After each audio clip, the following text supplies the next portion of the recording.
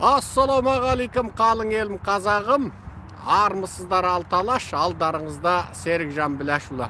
Баршаларыңызға Нью-Джерси штаты Форт-Ли елді мекенінен сәлем. Осы Қытайдан қысқа нұсқа бір екі ауыз ақпарат айта кетейік деп отырмыз. Өте шұғыл күйде айтамыз. Орыстың екінші кемесін жарып жіберді украиндар. Бұл енді анау Москва маркалы, Совет кезінен мақтанып енді. Осы адамзаттың ең мықты деген кемесі деп мақтанып, орыстар көпіріп, сынып, кебініп, тура жарылып өліп қала жаздаған кемесі бар еді ғой. Сол кемесін жарып жіберді украиндар. Мынау сол Москва жарылғаннан кейінгі екінші кемесін жарып жіберді. Енді осы жолғы бұл кемесін жарғанда, анау әуеден дронмен атқылаған сияқты мына суда өздігінен жүретін жаңағы дрон сияқты өздігінен жүретін, ал камерасы бар, бақылауда отыратын, судың, былайша айтқанда суда жүретін дрон енді өз ұшқыш десек, өздігінен ұшатын өз ұшқыш десек, анау енді өз жүзгіш екен. Сол өз жүзгішпен жарып жіберді. Енді ол ана су минасы дегенге ұқсамайды. Ол арнайы сол суда жүріп жаңағы өз баратын бағытын өз іздеп, немесе жасанды ақыл парасатпен басқарылып сөйтіп жүріп жаңағы жаратын зат екен. Сөйтіп орыстың екінші кемесін жарып жіберіп, енді Путин шайнарға бармақ таппай сөйтіп отыр екен тотиып. Бұл бірінші жағымды хабар.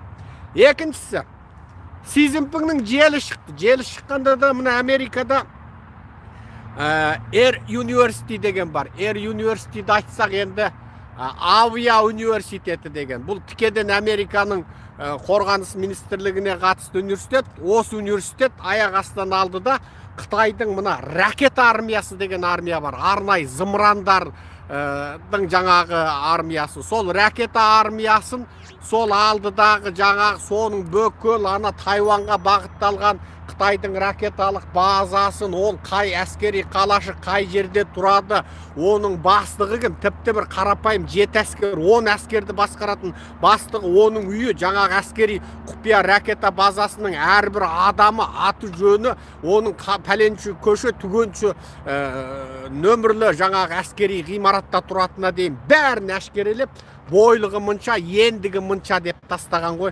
Содан Қытайың енді тотиып, қысқасы Ши Цзиньпинде жаңағы шайнарға бармағын таппай Путиннен бармақ сұратып жіберетіндей халге түсіп отыр. Ал бұны жариялап жібергендегі мақсат не? Ойбай, ол ракета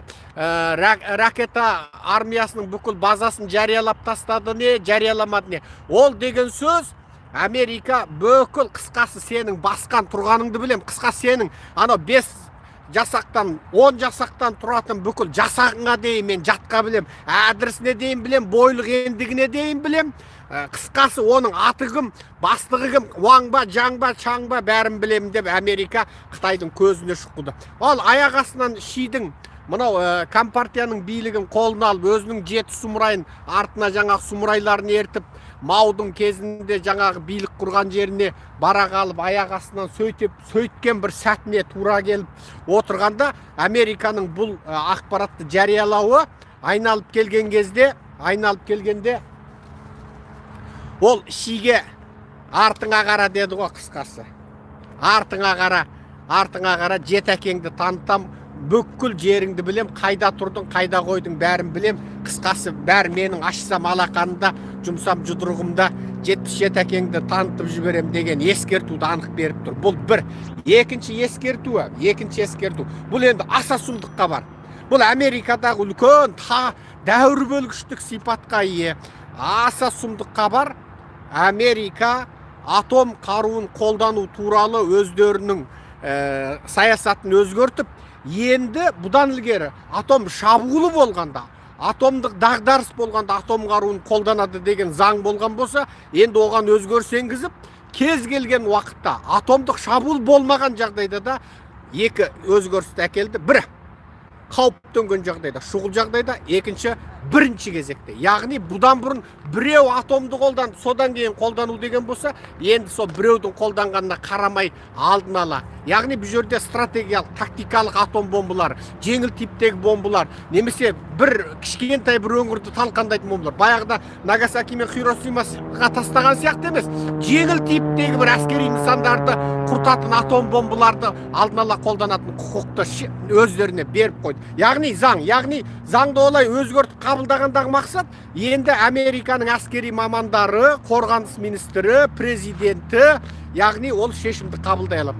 Және бұны қабылдаудағы мақсаттары Тайванға соғыс ашу мәселесі Қытайлар ілгерілетті. Күні бұрын Тайванға соғыс ашу мүмкін деген әңгіме болып еді ғой.